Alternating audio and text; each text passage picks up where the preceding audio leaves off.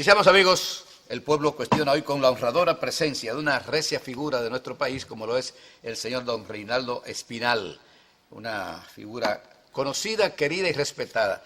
Yo me honro con su amistad. Es un hombre con don de gente excepcional, hombre que se da a respetar simplemente al abrir sus labios y dirigirse a los demás. Fíjese, República Dominicana faltaban dos embajadores. Y justamente ya llegaron casi juntos los dos.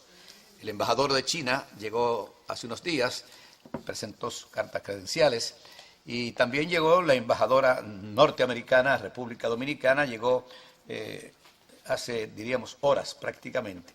Quisiéramos nosotros que usted nos diera su opinión sobre la llegada de estos dos embajadores a República Dominicana, que va a fortalecer las relaciones entre ambos pueblos, o entre los tres pueblos, en este caso República Dominicana y China, y República Dominicana y los Estados Unidos.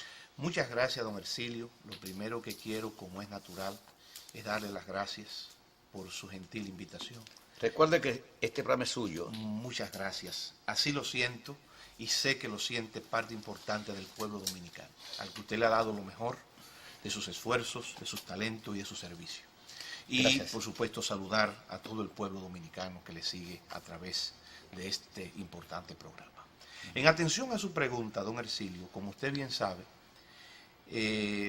para nosotros las relaciones con los Estados Unidos tendrán siempre una gravitación especial porque por lo que se llama el imperativo geopolítico, es decir, usted no decide geográficamente ni políticamente dónde va a estar normalmente ubicado, más bien, es decir, en términos del imperativo geopolítico, es decir, usted está situado en una órbita, ¿verdad?, geopolítica, y en esa órbita geopolítica usted tiene que conducir sus relaciones. En el caso de nuestro, esas relaciones siempre digamos, no han tenido un camino rectilíneo, porque nosotros con Estados Unidos hemos tenido también momentos muy amargos, dos intervenciones militares, pero realmente no podemos negar que dos o tres, porque no podemos olvidar la de 1904 también. Bueno, esa siempre, al menos los historiadores hemos considerado, claro está, que en ese momento ahí, como se dice, en Villa Duarte, sí, en Villa Duarte, estaban anclados los surtos, los barcos. Era el momento de la famosa diplomacia del dólar, donde se quería combinar cobrando deuda externa a base de presión militar. Claro. Y evidentemente pudiera ser considerada también como una intervención, como lo fueron muchas otras. El caso está en que de todas maneras hay unos temas que son de carácter estratégico que habrán de pautar y determinar las relaciones nuestras con los Estados Unidos. Le pongo por caso un ejemplo. Nosotros tenemos prácticamente ya 2 millones de dominicanos viviendo en los Estados Unidos. 2 millones de dominicanos viviendo en los Estados Unidos. Era 1,5 millones, pero esa cifra hasta hace poco no estaba del todo sincerizada. De manera que nosotros podemos estar hablando fácilmente de casi 2 millones de dominicanos viviendo allí. Eso ya de por sí pauta una relación, porque, es decir, determina desde las remesas, desde el intercambio migratorio, de todo el tema de la protección de los dominicanos en el exterior, que es una de las funciones capitales de toda función consular. Que la mayoría de los dominicanos ignoramos cuánto ascienden las remesas que envían los dominicanos desde el exterior, especialmente desde los Estados Unidos. El dominicano, nosotros siempre hemos estado en desacuerdo con aquello de dominicanos ausentes, porque si hay alguien que tiene presente a su lar nativo, o sea, República Dominicana, es el dominicano que tiene que emigrar por cuestiones económicas. Qué importante eso que usted plantea, y me acuerdo de esa evocación que usted hace, porque precisamente estando el actual ministro de Educación, ex canciller, Andrés Navarro, en un encuentro en España. Gran canciller y gran ministro de Educación, y gran ser humano. Y gran ser humano, sobre todas las cosas. Y estando él... con gran don de gente. Exactamente, y una gran calidad. Parecen gemelos ustedes en eso. Bueno, yo creo que en eso la formación en valores, tanto humanos como cristianos, yo creo que eso pauta. Claro. Para siempre, define el carácter de la persona. Y el caso que cuando se estaba en la gestación del Instituto de los Dominicanos en el Exterior, el INDEX, cuando se promovía en España, un dominicano se levanta y dice lo mismo que usted expresa.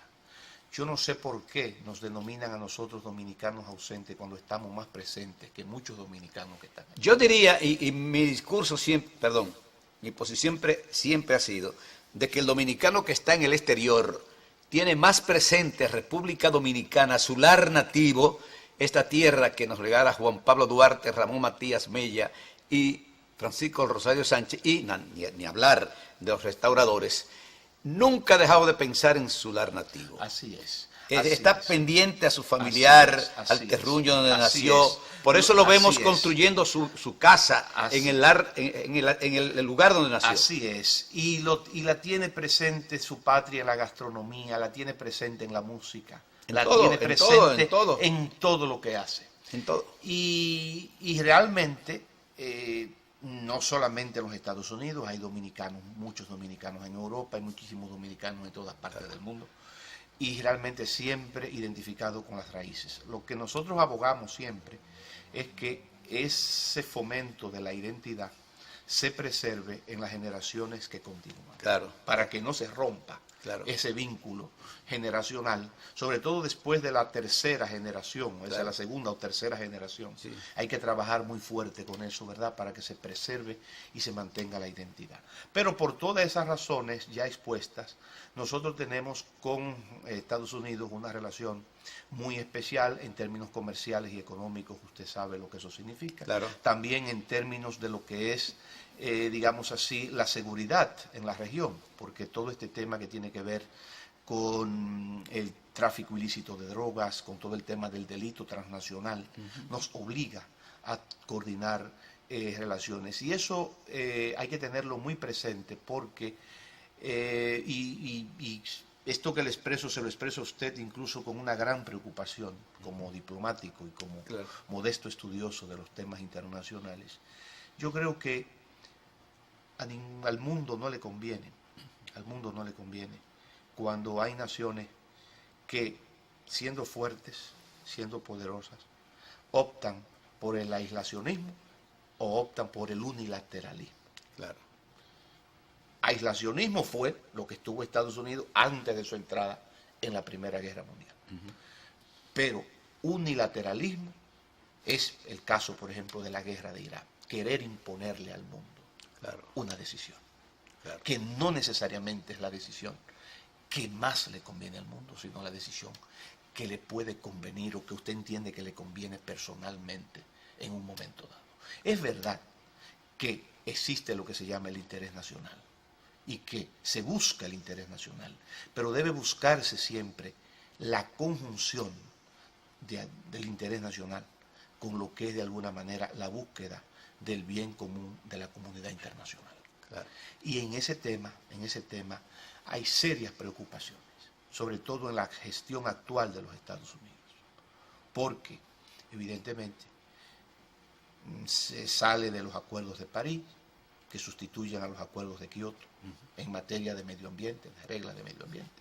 Ya se está amenazando con la salida de la Organización Mundial del Comercio, ya se está amenazando, bueno, se ha salido de la UNESCO, se ha salido, es decir, del multilateralismo, y eso no es bueno para el mundo, porque si algo, para bien o para mal, vamos a decir que para bien, ha ayudado a que en el mundo no se produzca una nueva guerra mundial, al menos en los términos en que lo vimos en la Segunda Guerra Mundial, es porque existe un árbitro que con todas sus falencias o todas sus deficiencias está ahí, que se llama la Organización de las Naciones Unidas, que es la expresión de la voluntad de las naciones, así como fue la Sociedad de Naciones, antes con que penosamente fracasó en los años 30, ya comenzó a fracasar porque los países miembros volvieron a optar por políticas unilateralistas y políticas nacionalistas, ultranacionalistas, que no fomentaron ¿verdad?, el multilateralismo. Y hay que consignar para aquellas personas que lo ignoran de que las Naciones Unidas están compuestas por cerca de 194 naciones que forman las Naciones Unidas, que a su vez tienen un organismo que se llama Consejo de Seguridad. Que en la región digamos, es la, como se llamamos los internacionalistas, es el órgano de vocación universal más grande. Claro. Tenemos entonces los órganos de vocación regional, entre la OEA. Exactamente, la OEA, en este caso para nosotros, que también, con la que hemos tenido también una relación muy compleja, pero sigue siendo una relación entonces importante. Y por eso nosotros lo que abogamos con la llegada de una nueva jefa de misión, un nuevo jefe de misión de los Estados Unidos, que ese jefe de misión, evidentemente, respetuoso, vamos a decir, de la autodeterminación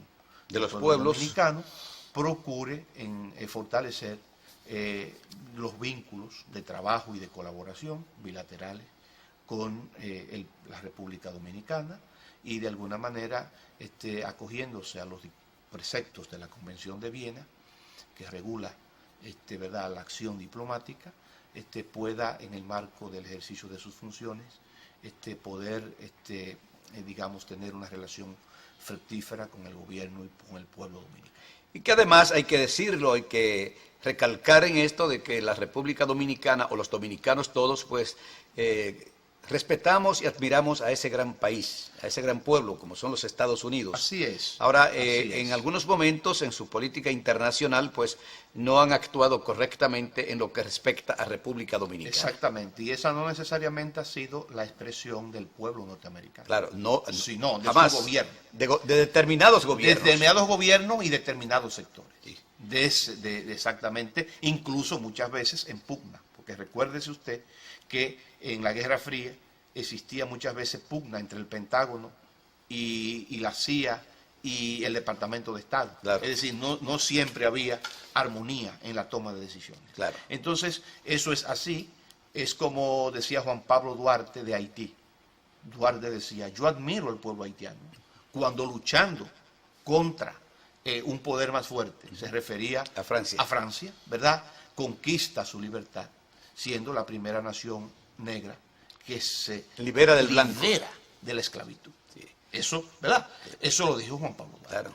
Ahora, él mismo, ¿verdad?, entendió que nosotros teníamos que ser libres y autodeterminarnos. Claro. En ese momento de Haití. ¿Verdad? Y en ese sentido, es decir, eso no significa en ningún momento de disminuir la admiración o el respeto que uno le pueda tener a un pueblo. Claro.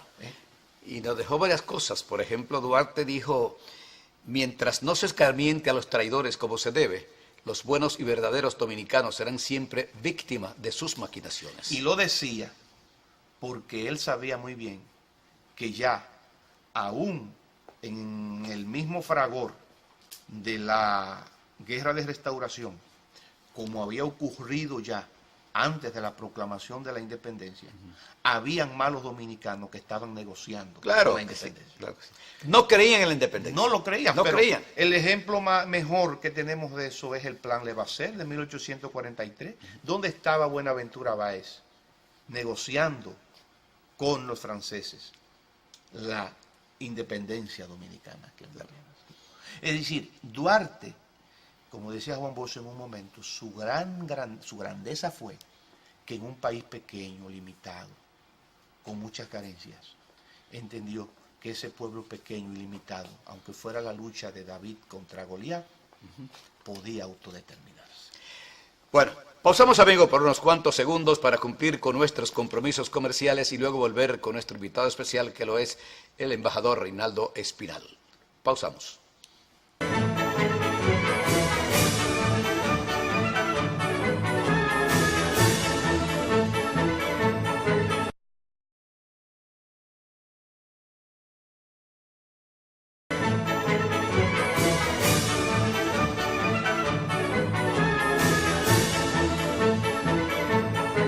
Continuamos, amigos, con El Pueblo Cuestiona, con la honradora presencia del embajador don Reinaldo Espinal.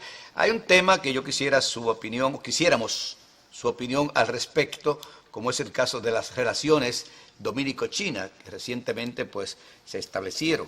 Su opinión al respecto, en qué beneficiarán estas relaciones a República Dominicana y por qué no decirlo a China también, porque nadie da nada por nada, por algo siempre. Así es. Después de 77 años de fructíferas relaciones con Taiwán, Exacto. el gobierno y el jefe del Estado, que es el que conduce la política exterior, ¿verdad? Conforme el mandato constitucional, decidió suspender relaciones con Taiwán y ¿verdad? Y iniciar relaciones diplomáticas formales con China continental. Cabe decir que nosotros teníamos relaciones con China continental, pero no tenían estatus de relación diplomática. Exacto. Eran relaciones comerciales, ¿verdad? Y por eso había una oficina comercial de China. Tanto en China nuestra como acá, como nuestra allá. Exacto. Sí, y relaciones de esa naturaleza. Que siempre se pensó, y escúchame que le interrumpa, que la señora Rosa N.G. iba a ser la embajadora nuestra en China. Normalmente no se estila que quienes hayan ocupado la función de dirigir las oficinas comerciales sean los que asuman la jefatura de misión. Esa ha sido una práctica. No, yo decía esto, o decíamos esto, porque tal vez sea ella una de las más conocedoras de la situación de doña China. Rosa N.G. NG. Sí, es una gran conocedora. Pero en esa práctica, por eso ve usted que tampoco la encargada de la oficina comercial china ha quedado como jefe de misión. Exacto, fue reemplazada. Es decir, y en eso, pues, de alguna forma ha habido reciprocidad entre ambos países. Se han designado embajadores nuevos en el marco de la práctica, pero sin negar en ningún momento las capacidades, por ejemplo, que adornan a doña Rosa, quien todos le reconocemos, además de su gran calidad humana, su gran conocimiento, ¿verdad? de esas relaciones.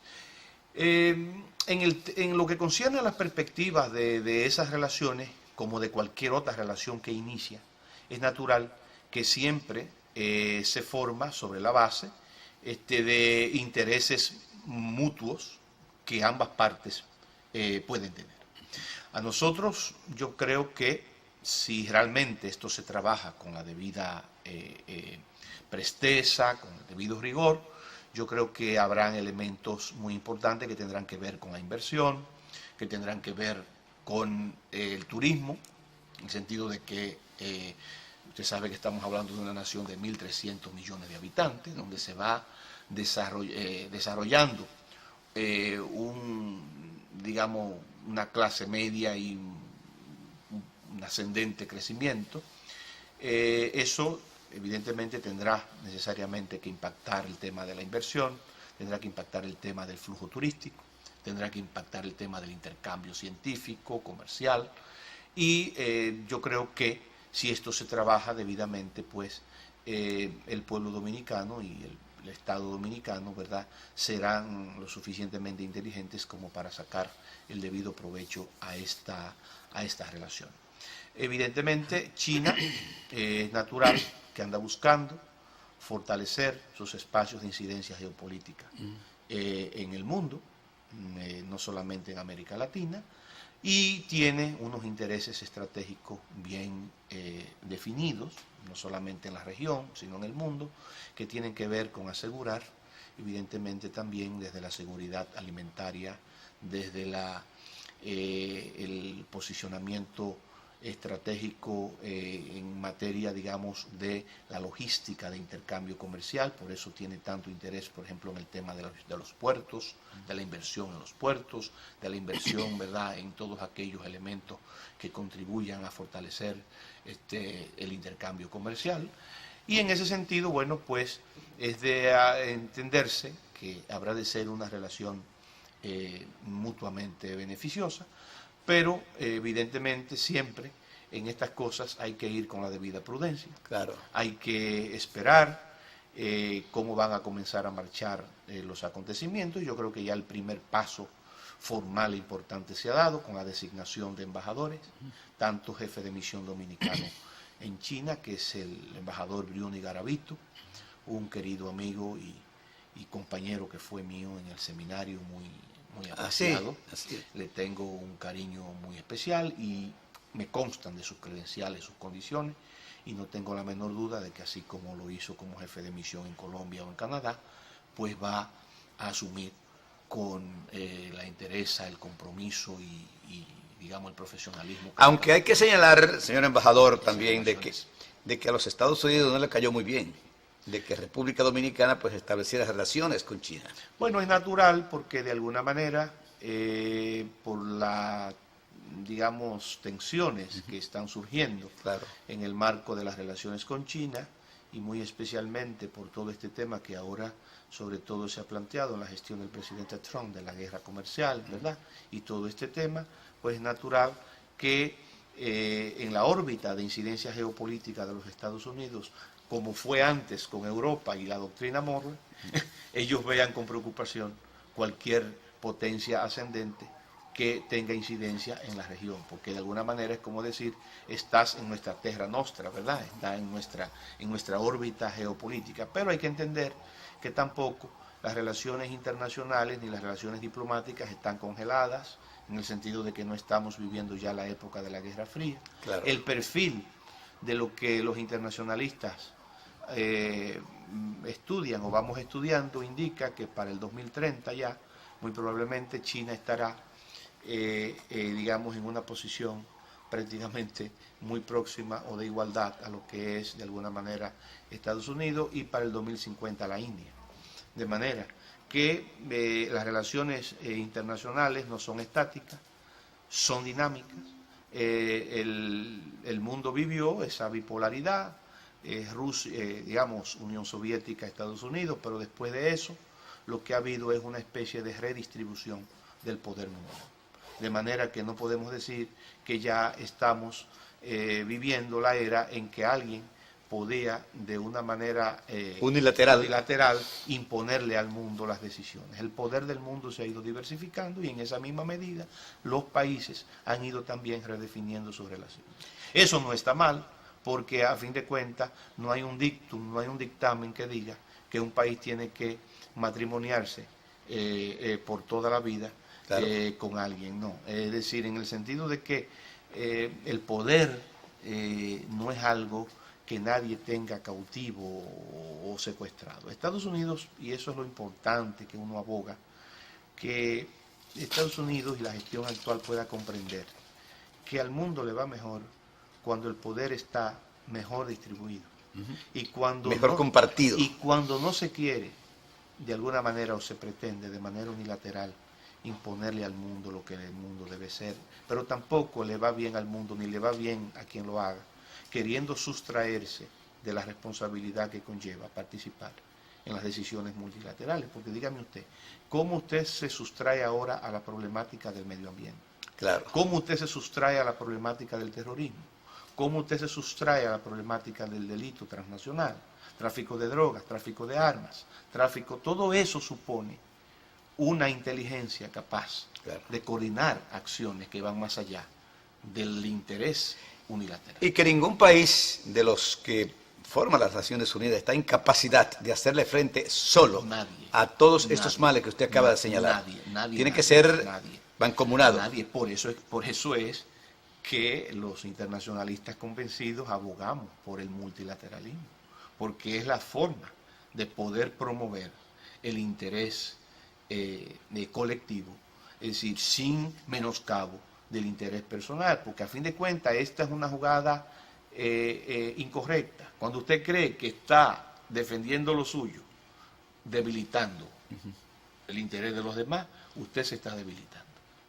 Y además hay que señalar que nadie, absolutamente nadie, pensamos nosotros, quisiera volver a aquellos años de 1914, 1939, cuando estallaron la Primera y la Segunda Guerra Mundial, y creemos nosotros que con unas Naciones Unidas fuertes, donde pueda en cierta medida, pues, si no dirigir, por lo menos pautar normas a seguir frente a cualquier conflicto que se pudiera presentar. Y que haya un árbitro. Y que haya un árbitro.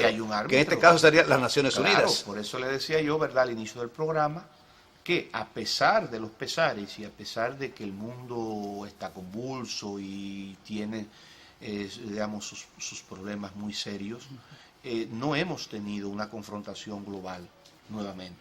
Y en eso, digamos, hay que reconocer que el papel de las Naciones Unidas ha sido un papel determinante. Claro. más allá de las debilidades. Y tenemos que abogar porque el multilateralismo se fortalezca. Y hablando de Naciones Unidas, antes de irnos a la pausa, no queremos que se nos pase sin comentar la pérdida que tuvo el mundo con la muerte de Kofi Annan. Así es, es una gran pérdida. Era un hombre con una gran prudencia. Claro, un hombre de paz. Un hombre de paz, un hombre con un gran sentido, digamos, de lo que era el interés mundial. Y a pesar de que en algún momento su gestión se vio empañada por algunos casos que ocurrieron, sobre todo en Medio Oriente, no hay que negar el hecho de que sus aportes al mundo a través de ese gran servicio fueron realmente muy considerables. Y por eso es una pérdida siempre de lamentar, ¿verdad? Todos aquellos que creemos en la paz. Bueno, los que creemos en la paz, y nosotros sí creemos en la paz, por eso fuimos de los gestores, tanto el embajador Espinal como quien les habla, Ercilio Veloz, en la creación del movimiento Dominicanos y Dominicanas por la Paz Mundial, Modo Paz, que ya se ha ido extendiendo, ya está en formación también la filial de Puerto Rico, de Dominicanos y Dominicanas por la Paz, y también ya en la ciudad de New York. O sea, hemos estado en contacto con periodistas fundamentalmente para crear allí el grupo, y en New Jersey también, crear el grupo Dominicanos y Dominicanas por la Paz Mundial, porque creemos en la paz. No podemos pretender que haya tranquilidad en el mundo, que haya progreso en el mundo sin paz. Exactamente, y sobre todo por esa paz que comienza en el corazón de cada hombre y cada mujer, ¿verdad? Paz que tiene que ir al hogar. Eso es. Comenzar en el hogar. Eso es, en el hogar, primero en el corazón humano, ¿verdad? En el hogar, y después ya traducirse, ¿verdad?, en todo lo que es la convivencia social.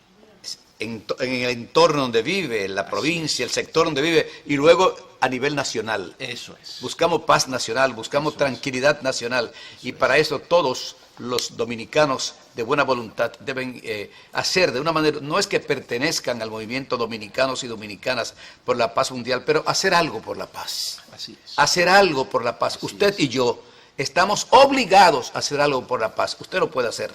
No importa la posición social, económica, política, religiosa. Usted puede hacer algo por la paz. En la forma de su comportamiento en el hogar, en el entorno, en su provincia, en el país, usted le está prestando un gran servicio a su país que lo vio nacer. De manera que todos vamos a trabajar por la paz mundial al final. Pausamos, amigos, por unos cuantos segundos.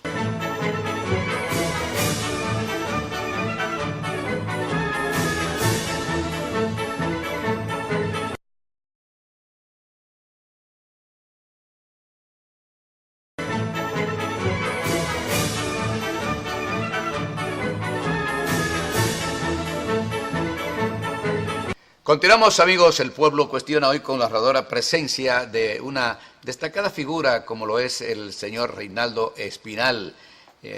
Lo quiero, lo respeto y lo admiro por todas sus condiciones, por todas sus prendas morales, pero sobre todo por su don de gente.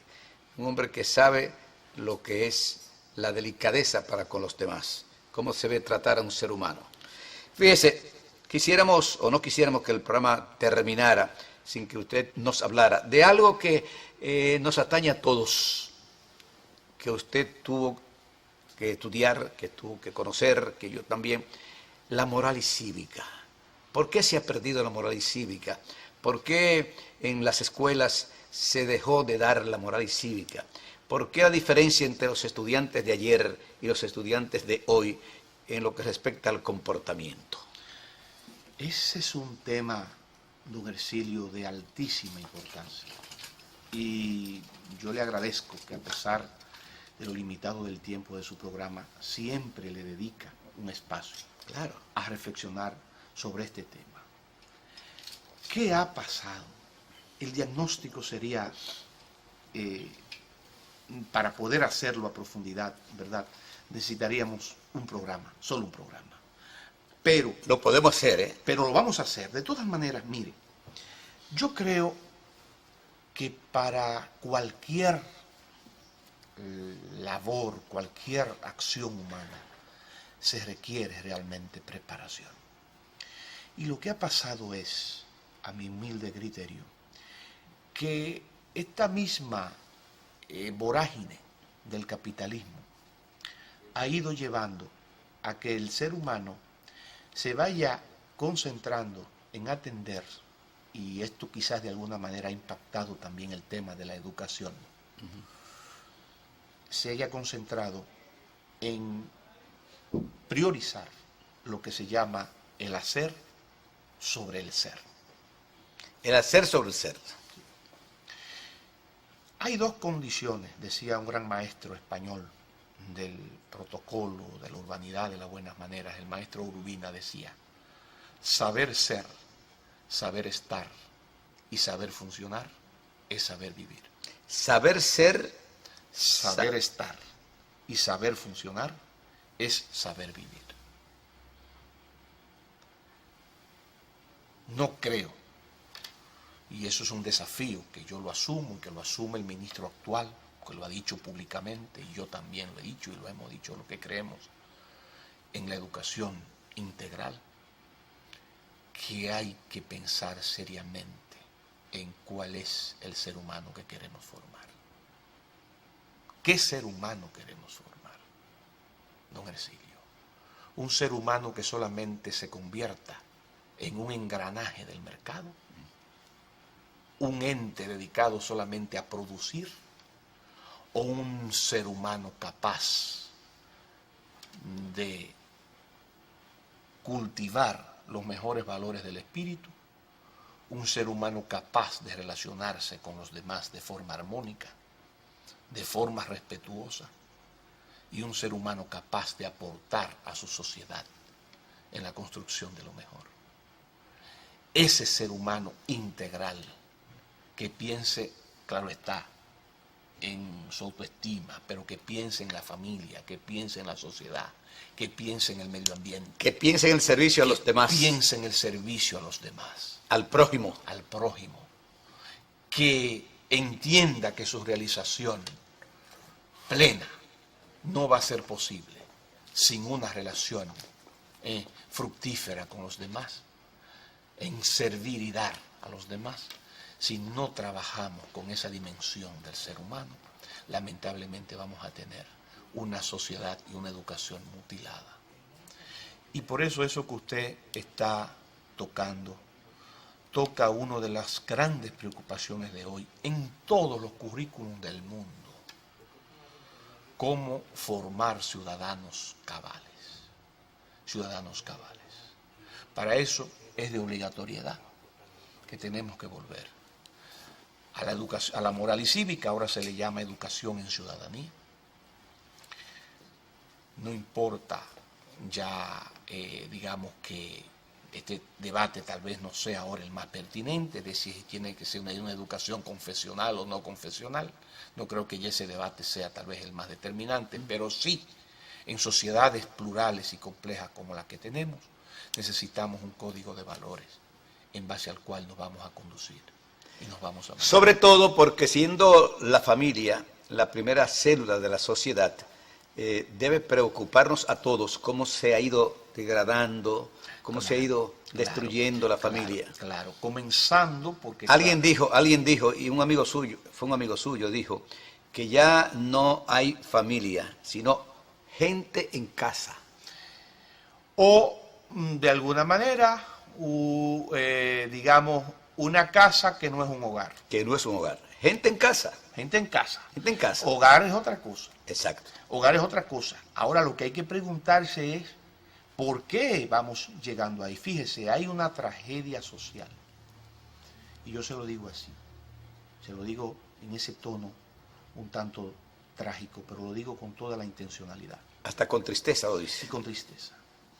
Don Hercilio, si usted lo sabe igual que yo, porque es una persona de vocación y de servicio, y le corresponde diariamente ayudar y asistir a muchas personas.